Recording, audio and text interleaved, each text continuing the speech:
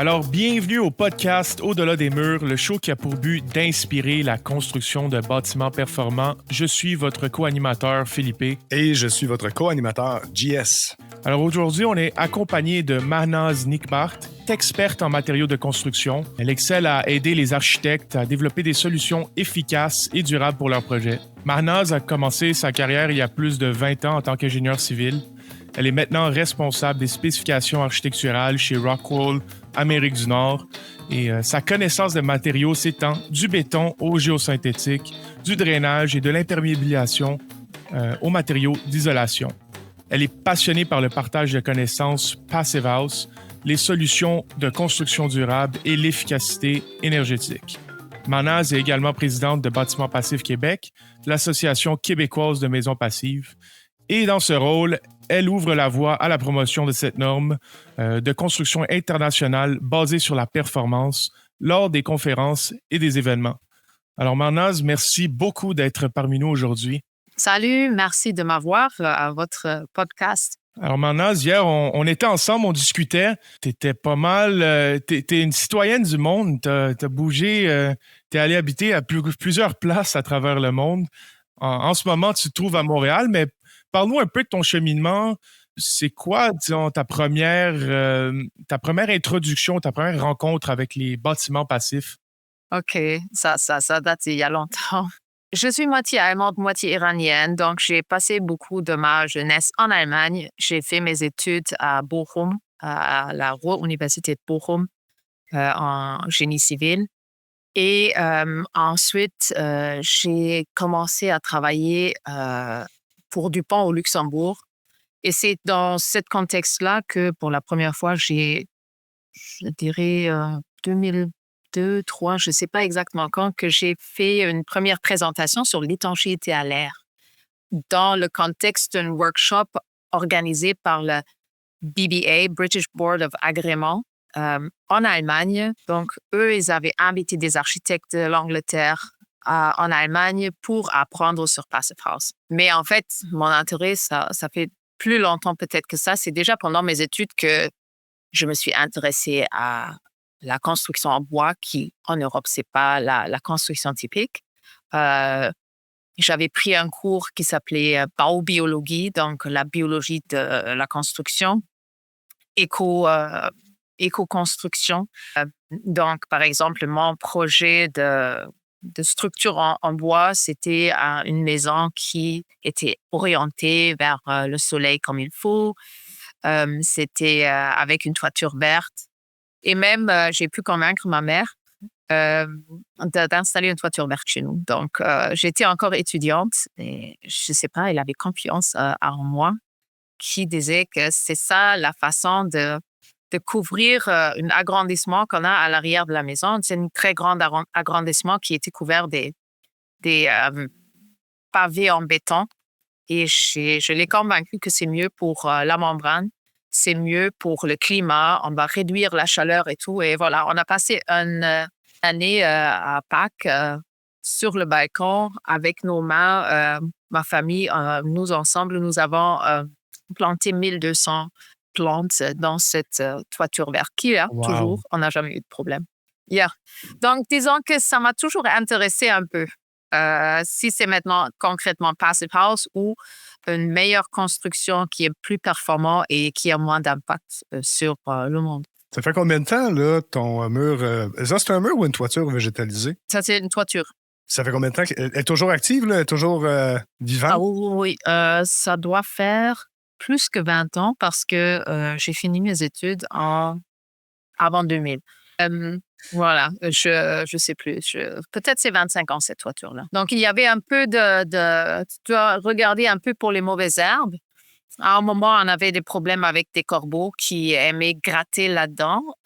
Donc, on a mis un corbeau et donc, il ne venait plus. Mais voilà, c'est vert. En fait, c'est du sédum, donc c'est vert et rouge avec des fleurs.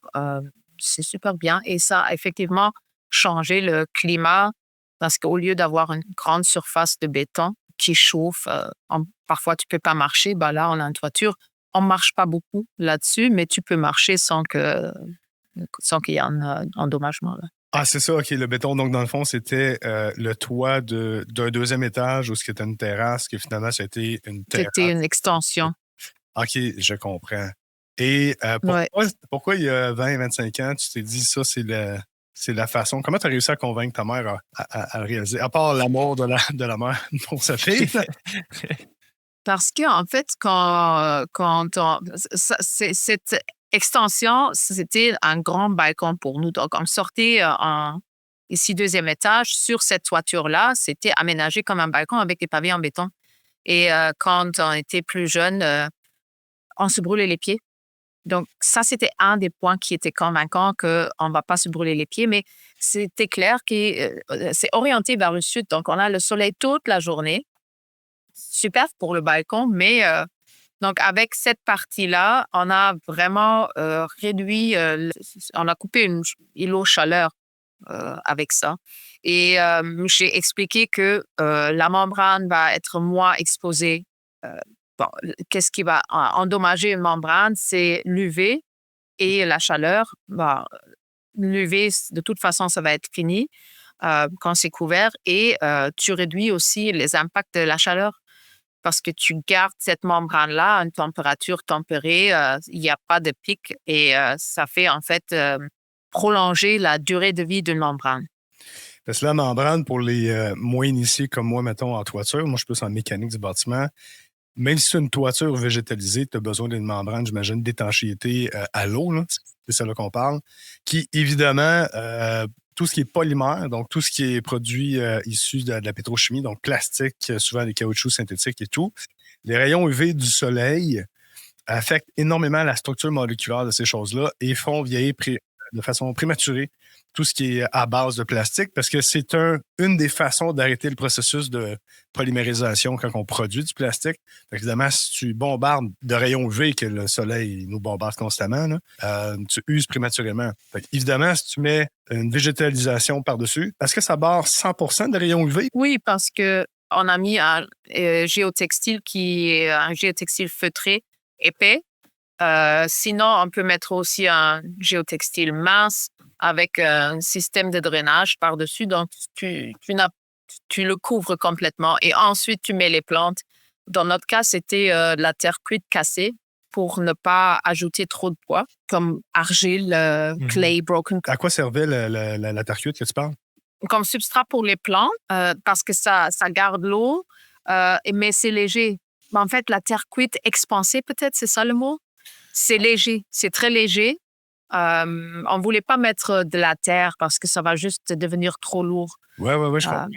Fait que tu peux mettre ça, ce substrat-là, à la place de la terre, prendre ça plus léger. Et les plantes. Oui, et tes ongles, après, sont complètement finis. Quand tu as planté milieux sans plante là-dedans. Tu parlais de beau biologie tantôt. Tu as étudié la beau biologie, c'est ça? Ça, c'est un concept allemand. Est-ce que tu pourrais nous l'expliquer? C'est quoi les gros termes? Je suis venu à travers la biobiologie. J'ai entendu une conférence l'autre jour sur ça, mais c'est très poussé comme philosophie.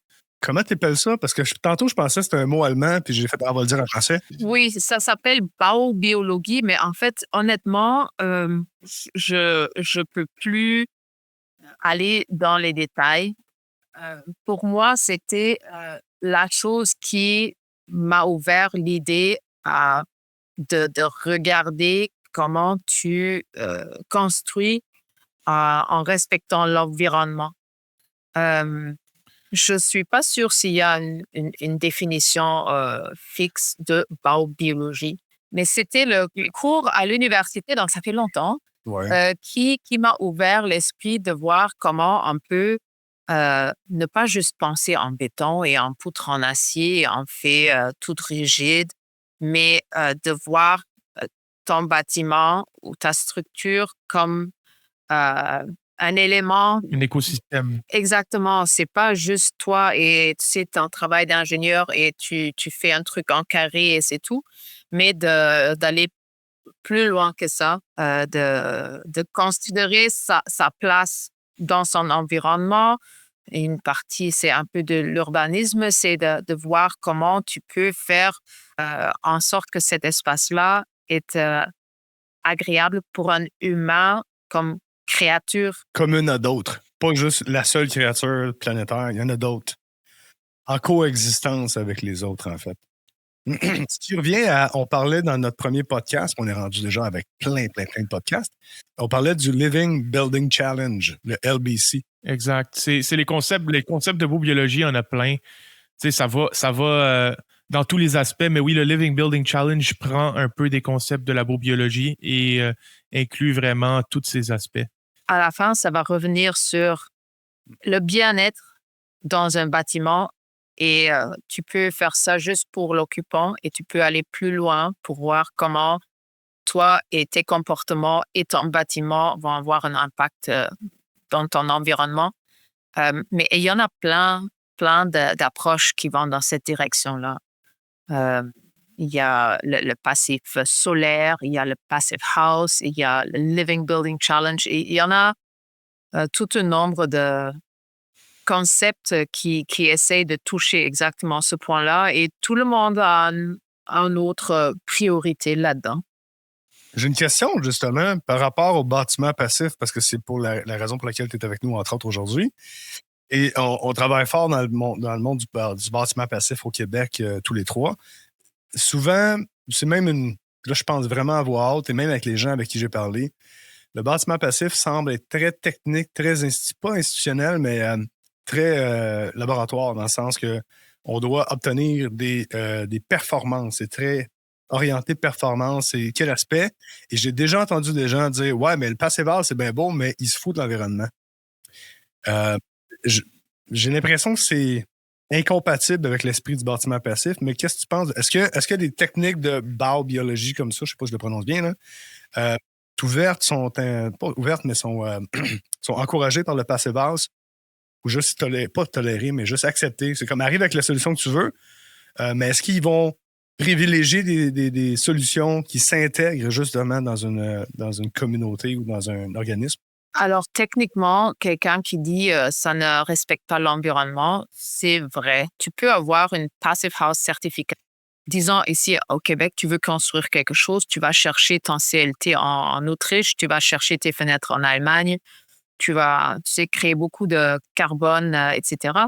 Tu peux, mais je dirais, si tu t'engages un peu avec la communauté Passive House, tu vas trouver que les gens sont beaucoup plus intéressés à faire quelque chose de bien sur la performance du bâtiment, mais la plupart des gens que moi j'ai rencontrés, ils veulent avoir un bâtiment sain. Donc, ils utilisent l'outil de Passive House sur l'efficacité énergétique parce que l'outil clé, c'est le PHPP, c'est leur logiciel. Et disons, logiciel, c'est presque un peu exagéré de l'appeler logiciel parce que c'est en fait une base de formules.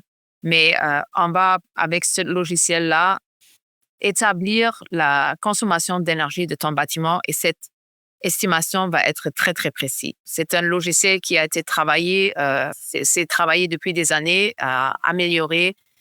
Et si tu utilises ça pour évaluer la performance de ton bâtiment, tu ne vas pas avoir un résultat qu'en réalité, tu vas avoir 20% de plus ou autre. C'est vraiment très précis. Donc, ça, c'est un outil qui va te montrer est-ce que ce que je pense, est-ce que mes idées, les matériaux, la composition et tout, est-ce que ça donne la performance que je cherche ou pas? Ça, c'est l'outil principal. Et après, je dirais dans tous les groupes Passive House que j'ai rencontrés, je suis souvent que j'écoute ou participe dans le Passive House Accelerator, par exemple, ou à la Passive House Conference annuelle au Canada. Les gens sont tous intéressés par la décarbonisation, par la réduction de distances à faire pour amener les matériaux, etc. Donc, je dirais que l'approche est quand même holistique, mais ce n'est pas exigé dans la norme. Le PHPP, c'est en fait, ça veut dire le Passive House Planification. Preparation Package. Le Preparation Package. C'est en fait un gros fichier Excel propriétaire, en fait, au PH que tu vends. Pas que tu vends, mais que le bâtiment Passif Québec vend, c'est ça? Tu peux l'acheter, c'est pas trop cher. En fait, nous, on ne le vend même pas. Honnêtement, c'est pas nous. Au Canada, si on veut le procurer, ça va être, par exemple, par Passive House Canada, peut-être aussi par Passive House. Le propriétaire, c'est Passive House International, PHI. Et pour avoir fait la formation, justement, je pense que c'est toi qui m'avais fait la formation il y a quelques temps à Bâtiment Passif. Faites-vous encore des formations Bâtiment Passif en personne? Oui. Oui. Et où en Zoom? Alors, au moment, ça va être des formations en ligne. La prochaine est prévue pour le mois de septembre et on offre ça en collaboration avec Passive House Canada pour offrir une formation en français.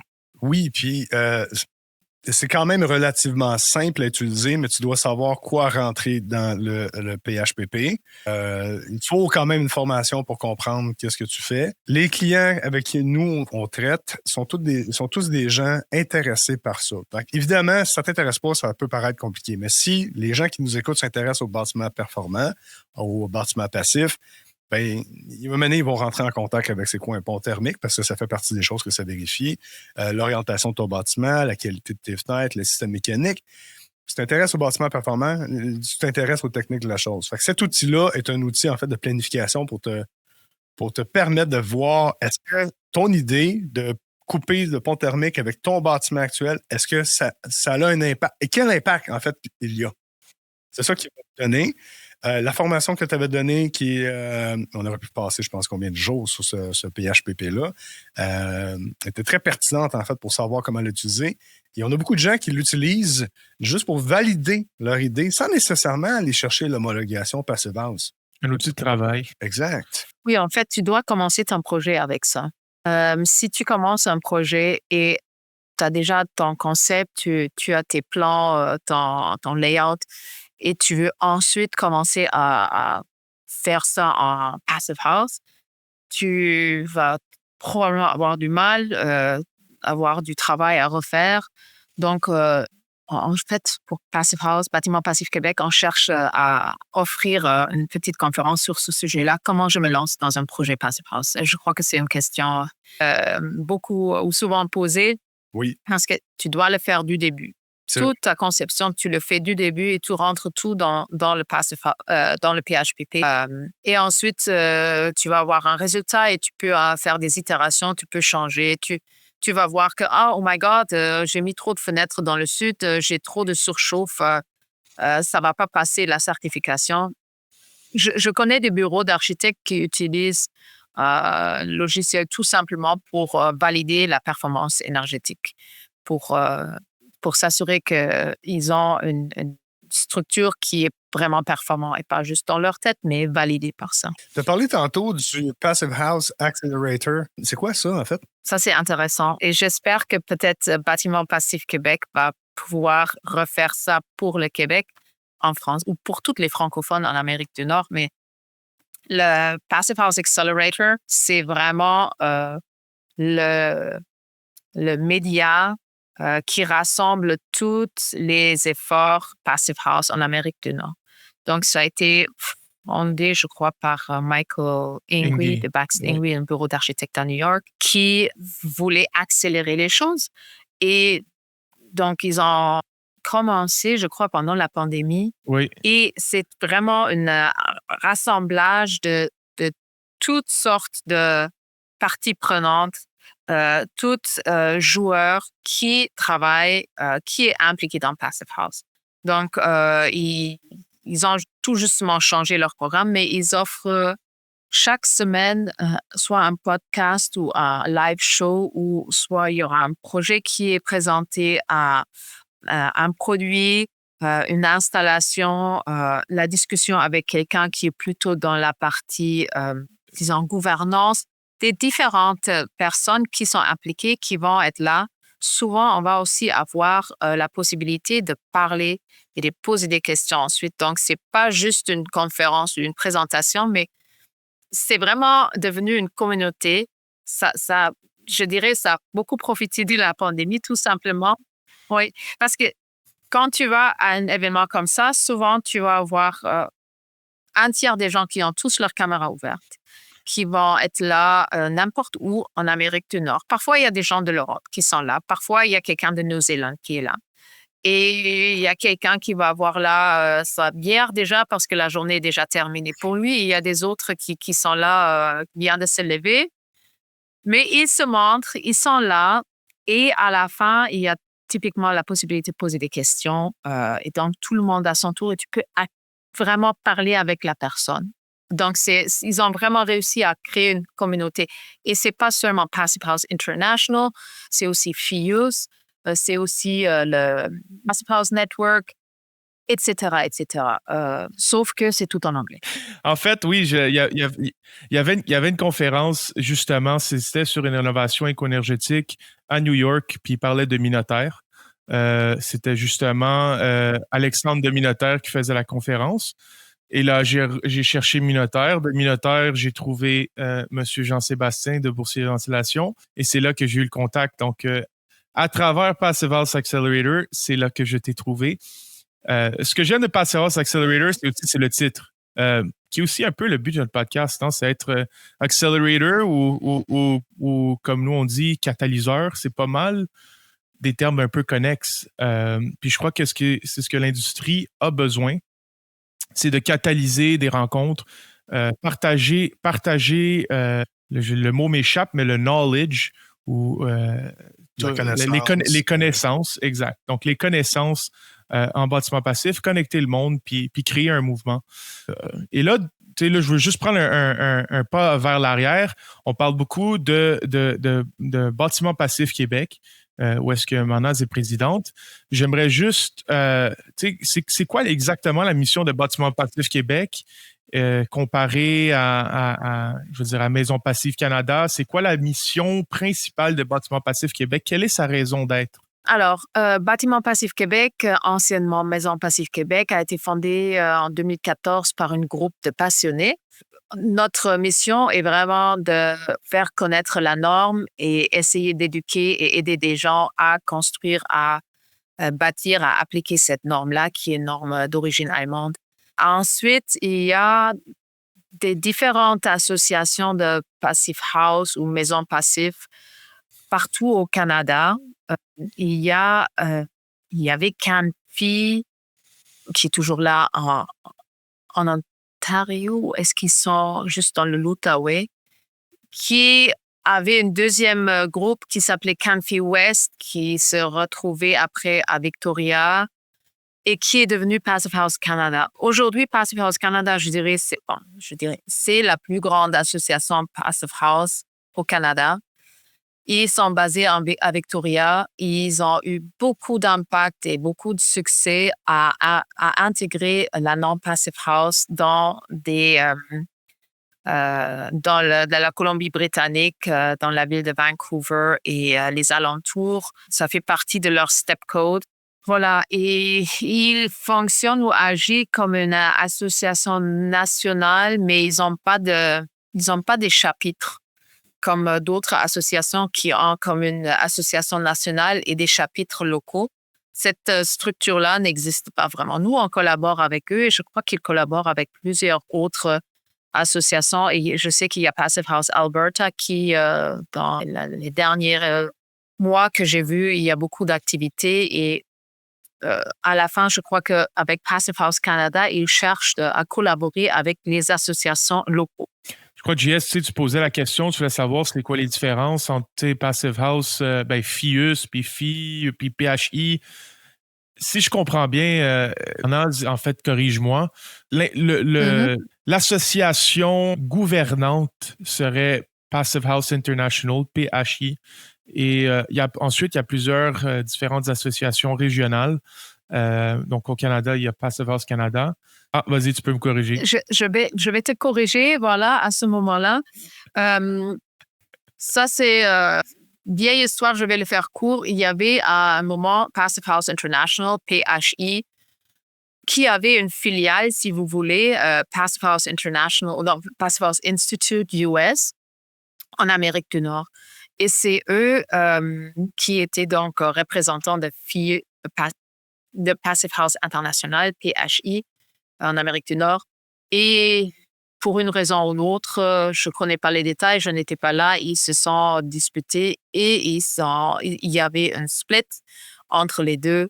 Et donc, à partir de ce moment-là, les deux associations ont continué de se développer, mais pas dans la même direction. Voilà.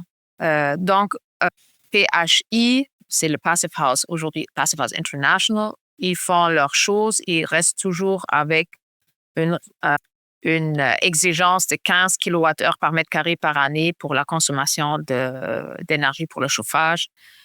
Et si on prend FIOS, c'est donc la branche en Amérique du Nord, eux, ils ont dans le temps commencé à développer ou adapter la norme Passive House à des conditions régionales.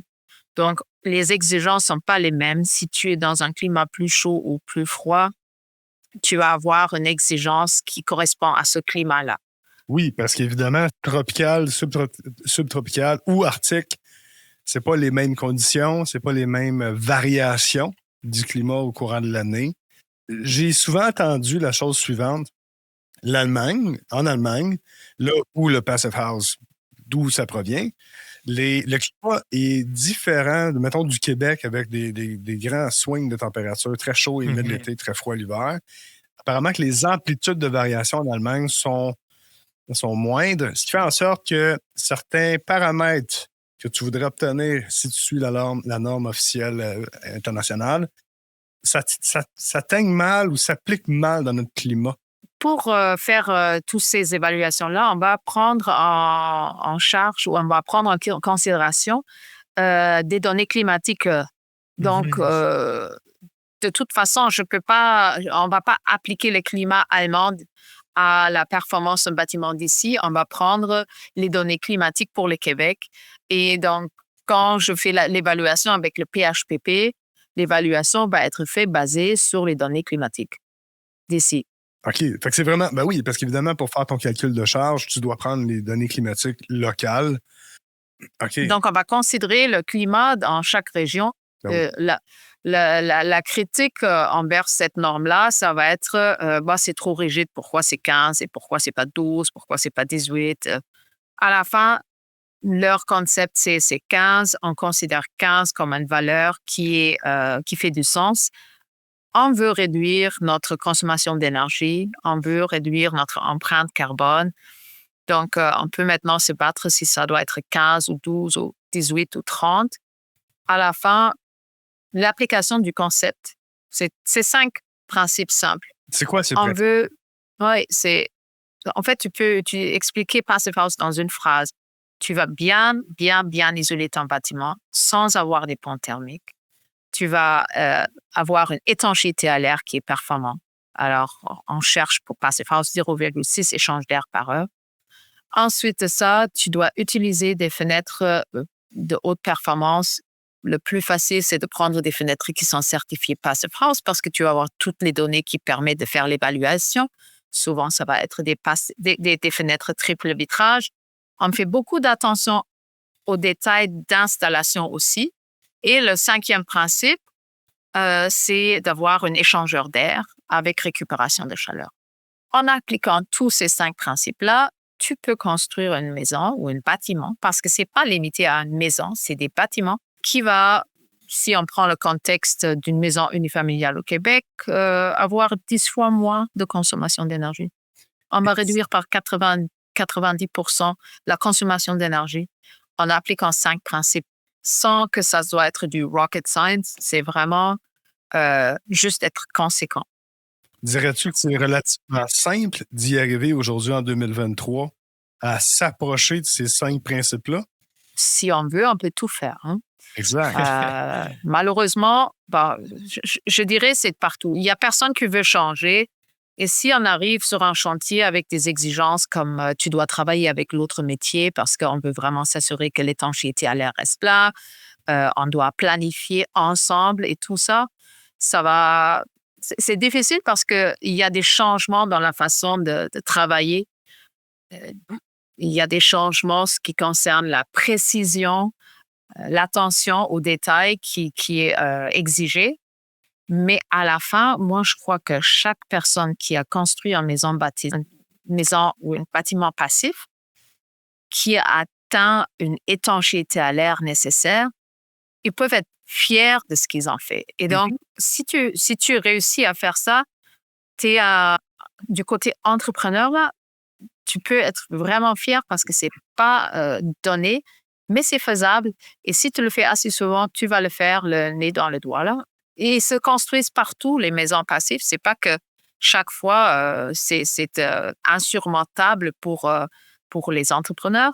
Il faut avoir une ouverture à apprendre, à voir comment on peut faire mieux, à être prête à corriger qu'est-ce que tu as fait pour que la prochaine fois, tu fais mieux. Ou, tu sais, ce qui ferme les portes, c'est des gens qui veulent faire comme ils ont toujours fait. Bah, si on veut faire ça, on va juste rester là où on est. Et c'est tout. Si on veut progresser, évoluer, bah, il faut être ouvert à des changements et être ouvert à vouloir s'améliorer.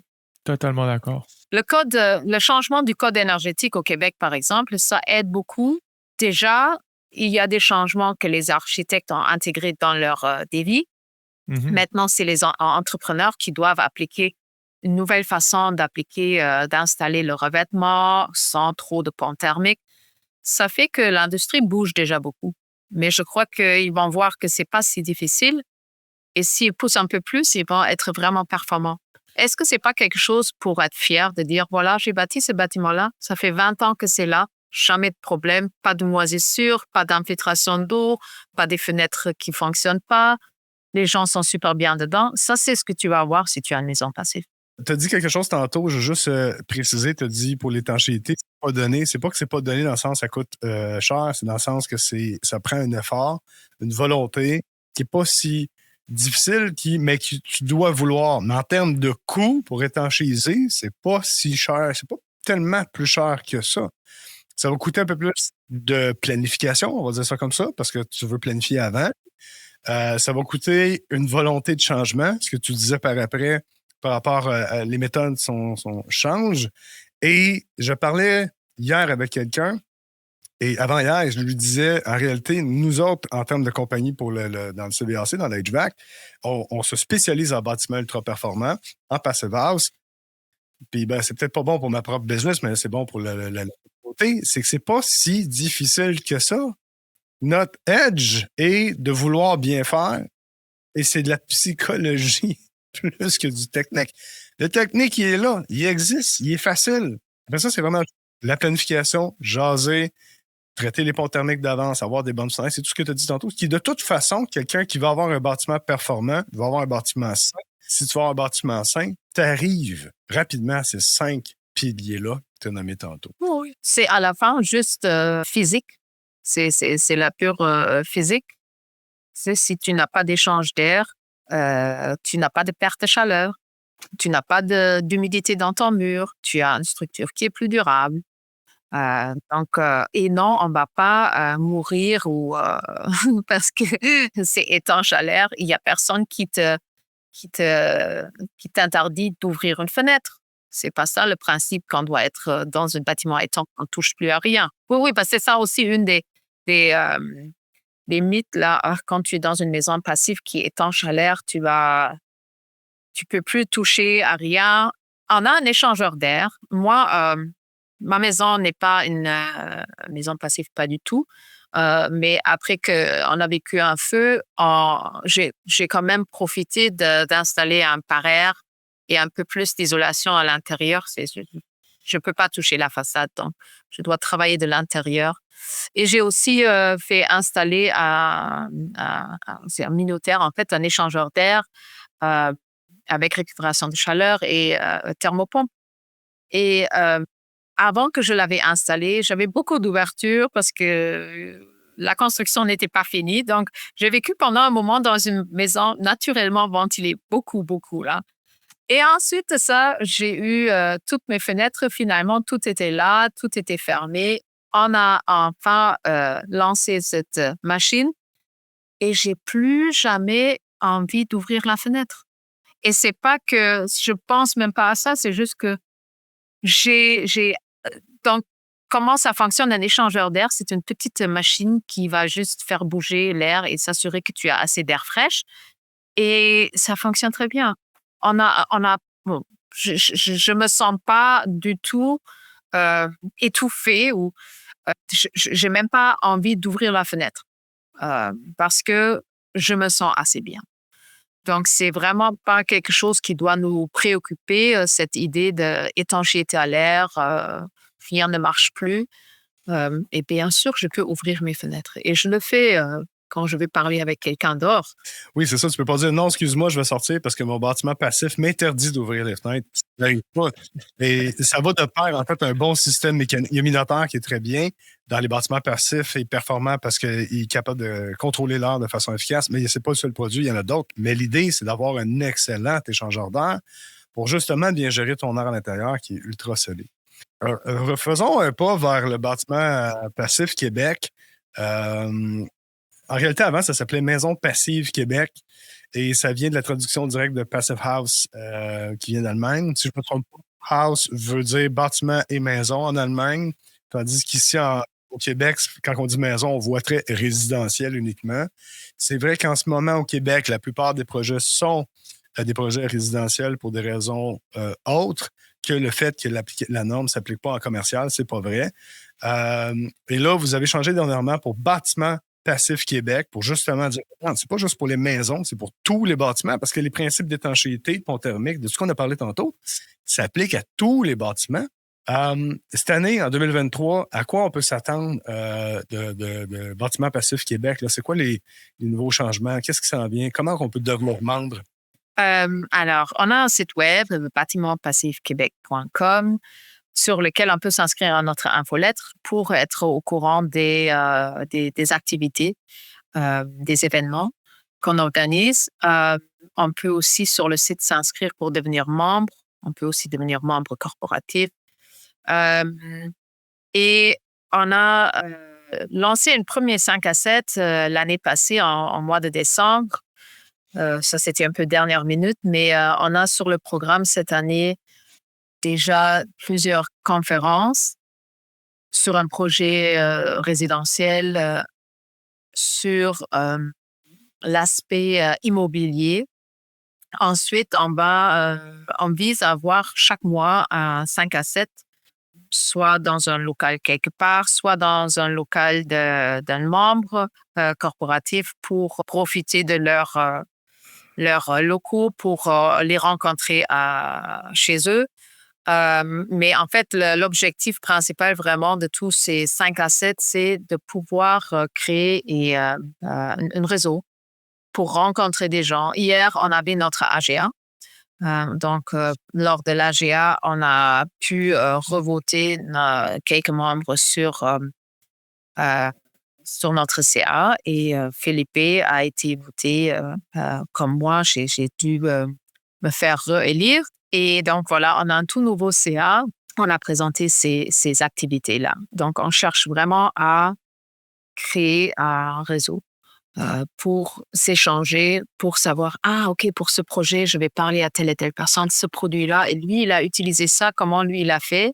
Pour s'inspirer, pour faire des bons contacts, pour avoir des bonnes solutions, l'expérience des autres. Un peu comme le Passive House Accelerator qu'on parlait au début. Oui, sauf en vrai. En vrai, en français, au Québec, en anglais, tout le monde est bienvenu. Fait que dans le fond, là, je pense déjà à certaines personnes que j'ai croisées dernièrement qui ont appliqué dans leurs bâtiments industriels et commerciaux des principes de bâtiments passifs ou des bâtiments performants. Si ces gens-là levaient la main en disant « Hey, j'ai de la place, j'ai justement quelque chose à présenter », ils pourraient vous contacter via le site web de Bâtiment Passif Québec pour justement dire « Hey, vous pouvez venir faire le 5 à 7 chez nous, on va parler de ça, vous êtes les bienvenus ». Ce genre de choses, ce genre de personnes ou d'occasions. C'est le principe au moment, c'est vraiment nos membres corporatifs, oui. Okay. Mais à la fin, ce qui concerne aussi la communication qu'on fait sur des médias sociaux ou par notre infolettre, on cherche toujours à connaître plus sur des projets peut-être presque Passive House où on applique les principes sans nécessairement chercher la certification ou peut-être c'est un low-E projet donc qui cherche à atteindre 30 kWh au lieu des 15. Si quelqu'un a un projet à partager, on est toujours intéressé de partager ça. On ne se limite pas jusqu'à Passive House international, mais en fait, on veut vraiment pousser vers une meilleure façon de construire qui est mieux pour tous les gens qui travaillent sur le projet, pour les gens qui vont l'occuper, pour l'environnement. Donc, on cherche à promouvoir ça. On a au Québec 1 ou 2 ou 3 ou 4 peut-être maisons qui sont certifiées. Je sais qu'il y a tout un projet des maisons préfabriquées, Passive House. Ça, c'est aussi quelque chose qu'on va probablement partager par notre infolettre en forme peut-être d'un 5 à 7 ou d'une visite ou autre. Il y a une mairie qui va se construire dans l'Outaouais en CLT et en Passive House. Donc, ça bouge. Ça bouge et on va vous tenir au courant par les médias sociaux, par l'infolettre et on va avoir plus de conférences et de visites pour partager ces expériences avec nos membres et les gens qui sont intéressés. Pour nos membres, évidemment, on va chercher à offrir ça peut-être à un moindre prix ou gratuitement. Ça dépend de chaque événement. Tu fais pas juste partie du bâtiment Passif Québec dans la vie au quotidien. En introduction, on t'a présenté comme une personne source et importante chez Rockwool pour les membranes extérieures. Comment Rockwool, comme compagnie, contribue aux valeurs de bâtiment passif? C'est quoi le lien entre les deux? Rockwool est manufacturier, le plus grand manufacturier en Amérique du Nord et probablement globalement de laine de roche. Donc, on fabrique un isolant à partir de la roche. Et avec ça, on a un produit qui est non combustible, pas affecté par l'eau, qui a des propriétés acoustiques et aussi thermiques. Donc, en fabriquant un isolant, tu peux améliorer la performance énergétique de ton bâtiment. Ça, c'est peut-être une première connexion logique. Mais Rockwool est partenaire commanditaire, sponsor d'un nombre d'associations Passive House. Donc, on est membre corpo de Bâtiments Passifs Québec, mais on est aussi founding sponsor du Passive House Accelerator. On est impliqué dans Passive House California, donc aussi aux États-Unis. On est dans Passive House, North American Passive House Network, Passive House New York. Comment on est impliqué, soit on est commanditaire, on est sponsor, on est partenaire. Ça dépend de chaque association. Donc, ça veut dire qu'on va fournir un financement pour ces associations-là. Mais en même temps, le temps que je passe en tant que présidente en Bâtiments Passifs Québec, c'est un travail qui est aussi soutenu par Rockwool. Il y a des gens qui travaillent qui s'impliquent dans Passive House. Et donc, moi, en tant qu'employé de Rockwool, j'ai leur soutien là.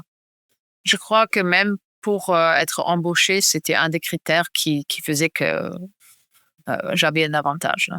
Ouais. Dans le bâtiment passif. Parce que oui. Oui, parce que je suis concepteur Passive House certifié. Donc. Est-ce que tu as des produits qui aident à la fois à couper les ponts thermiques et à la fois à isoler? Ça existe-tu, ça? Disons, non, nous, c'est vraiment, au moins en Amérique du Nord, on est vraiment, on fabrique un isolant.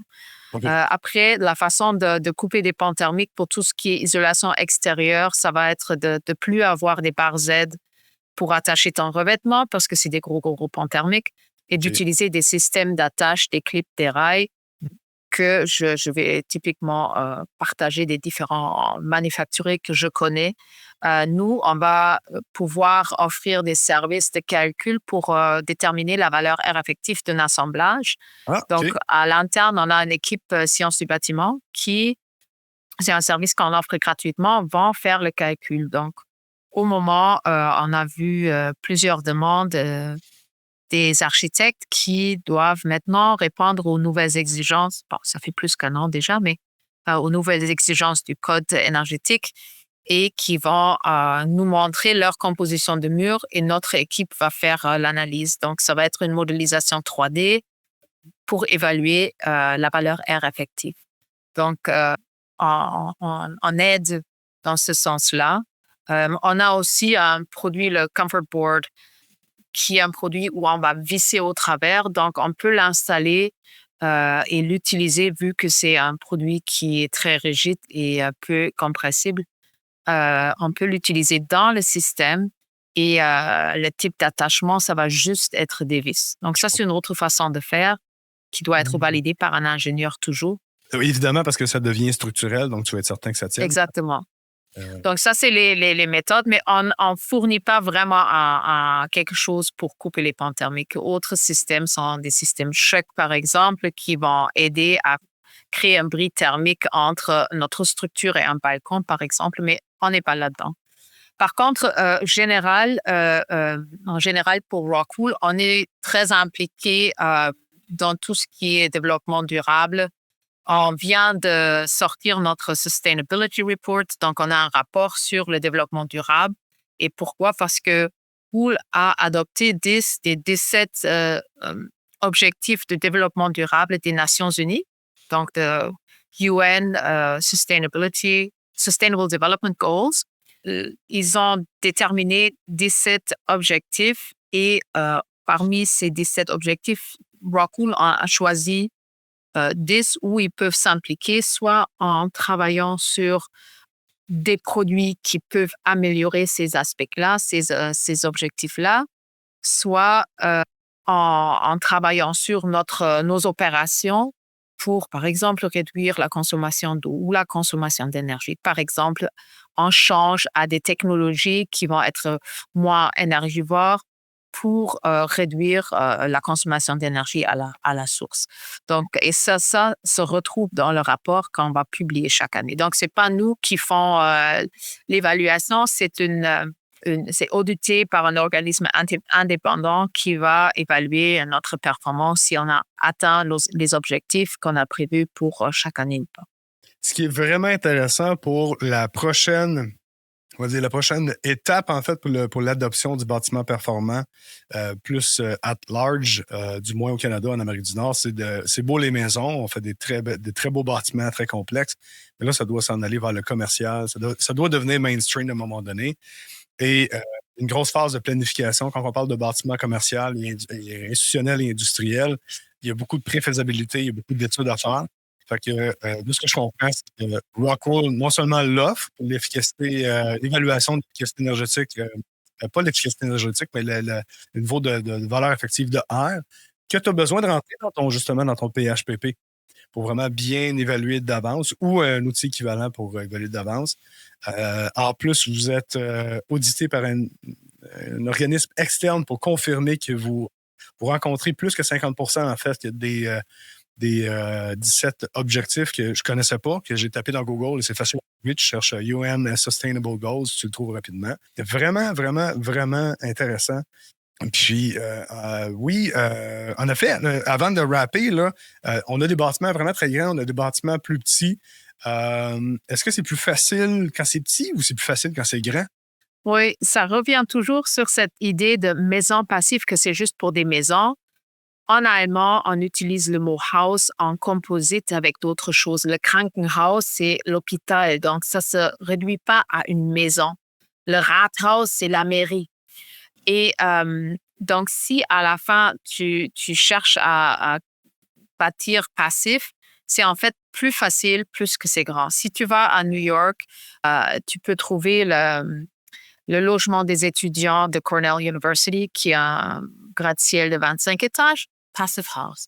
Et plus que c'est grand, plus que c'est facile parce que c'est la surface par rapport au volume, donc la surface sur laquelle tu perds de chaleur, le ratio s'améliore de plus en plus que c'est grand. Donc, quand c'est petit, tu sais, si tu veux faire ton tiny house, passive house, ça va vraiment être beaucoup plus difficile que faire un multilogement ou, tu sais, un bâtiment de moyenne hauteur ou même un gratte-ciel. Il y a plein de projets gratte-ciel à New York qui se font. Et même, il y a à Hamilton, en Ontario, Oui. donc pas trop loin d'ici, le plus grand projet EnerPhit, donc la certification d'une rénovation énergétique selon Passive House, qui s'est fait, ça s'appelle le Ken Sobel Tower, bâtiment de, je crois, 18 étages. Un excellent exemple. Qui a été rénové, donc avec un revêtement, avec une par-dessus, ensuite l'isolation, en fait, un système SIF, IF System, qui a atteint je crois que c'est 30 kWh par mètre carré par année, pour tout ce qui est des logements qui sont gérés par la Société d'habitation de Québec, par exemple, ou de Montréal. Tous ces bâtiments-là, c'est des gros logements où, avec une action, donc un projet de rénovation, tu vas améliorer beaucoup, beaucoup d'unités au même temps. Et c'est en fait même pas si difficile à atteindre. C'est vraiment une façon une méthode de faire une rénovation que je recommande beaucoup, et je vais chercher à communiquer avec ces offices-là parce qu'on cherche partout à réduire l'impact de notre consommation d'énergie, mais une bonne enveloppe va changer beaucoup. Et donc, plus que c'est grand, plus que c'est facile, ça serait un bon projet pilote de dire, bon, pour tous les bâtiments de l'Office d'habitation à Montréal, on va appliquer cette norme-là et on va vraiment changer la consommation énergétique et aussi la vie des gens à l'intérieur, parce que cette enveloppe-là va être beaucoup plus résiliente. Ça veut dire que coupure d'électricité parce qu'il y a encore une fois une panne d'électricité, ça ne fait pas grand-chose parce qu'il ne perd pas beaucoup de chaleur par cette enveloppe-là. Exact. Donc, disons que j'aimerais voir un projet comme ça. Oui, puis effectivement, puis avec l'urbanisation, il y a des nouvelles règles d'urbanisation qui veulent que les bâtiments existants soient densifiés, rénovés plutôt que d'accorder des nouveaux permis. Je sais que dans les grandes villes, dans les grands pôles urbains, c'est le mot d'ordre actuellement de l'urbanisation. En tout cas, au moins au Québec, j'imagine partout en Amérique du Nord. Donc là, ce que j'entends, c'est que c'est relativement facile de faire du rétrofit quand tu as les bonnes techniques. C'est même plus facile, plus c'est grand. C'est pas fait encore au Québec, si je ne me trompe pas. Je pense que ça s'est fait en Ontario, pas encore au Québec. Bref, il faudrait faire un bâtiment rétrofit multirésidentiel ou commercial de plus grande envergure, exactement. Je sais qu'en 2030, il y a l'objectif net zéro pour les bâtiments institutionnels. 2030, c'est quasiment demain, hein? C'est vraiment proche. Net zéro, c'est un grand objectif. Tu dois passer par Passive House à la fin, parce que Passive House fait que tu réduis toute ta consommation d'énergie à un minimum. Et après ce minimum, les 15 kW par exemple ou les 30, ça, tu vas couvrir avec d'autres moyens. Mais il faut qu'on change rapidement et tout. Alors, si tu vas sur un chantier maintenant, on est très, très, très, très loin de ça. C'est vraiment intéressant tout ça. C'est pour ça qu'on a parti de podcast, c'est qu'on part dans des conversations, on apprend des choses et on pourrait faire une autre heure comme ça ensemble, Manaz. On va faire, et c'est ce qu'on disait au début, hein? On disait on va faire 20-25 minutes, on n'y arrive jamais parce qu'on a le goût de parler d'autres choses. Donc, en fait, comment on fait pour rejoindre Bâtiment Passif Québec? Tout simplement par un courriel info@batimentpassifquebec.com ou aller sur notre site. On peut aussi nous suivre sur LinkedIn, Facebook et Instagram. Bien, c'est excellent. J'espère que beaucoup de gens vont embarquer dans ce mouvement-là. La plupart de ceux qui écoutent, si vous n'êtes pas déjà dans le bâtiment Passif Québec, c'est la place à être. Il va y avoir beaucoup de 5 à 7 cette année. C'est tout le temps des gens super intéressants comme Manaz, comme tous nos invités. Alors, participez en grand nombre. Et merci d'avoir été avec nous. Moi, je suis vraiment content d'avoir jasé avec toi. Je te connaissais déjà un peu, mais là, je connais davantage. Et là, j'ai juste le goût de te poser d'autres questions. Je vais revenir. Ben oui, j'espère. J'espère que tu vas revenir. Donc, merci beaucoup, Manaz. C'était un plaisir d'être avec toi. Plaisir. Merci. Ciao, ciao. Bye. Merci d'avoir été des nôtres pour cet autre podcast d'Au-delà des murs. Et surtout, merci à notre invité pour avoir partagé ce beau moment avec nous. Rendez-vous sur notre site web addm.ca pour plus d'informations sur l'invité du jour. Réécoutez tous les podcasts sur Spotify, iTunes ou même YouTube et abonnez-vous pour ne rien manquer. Commentez les podcasts, faites-nous part de vos suggestions et échangez directement avec nous sur LinkedIn, Facebook et Instagram ou envoyez-nous tout simplement un courriel à info@commercialaddm.ca. Pour tous vos besoins de rénovation de bâtiments ultra performants Net Zero Ready, contactez Philippe et son équipe via Retrofit, RETROFIT construction.ca. Pour des matériaux de construction les plus performants et en stock pour vos projets de bâtiments durables, contactez GoPassif au www.gopassif.com. Amazon.com et faites-vous livrer partout au Québec. Merci encore une fois et à la prochaine!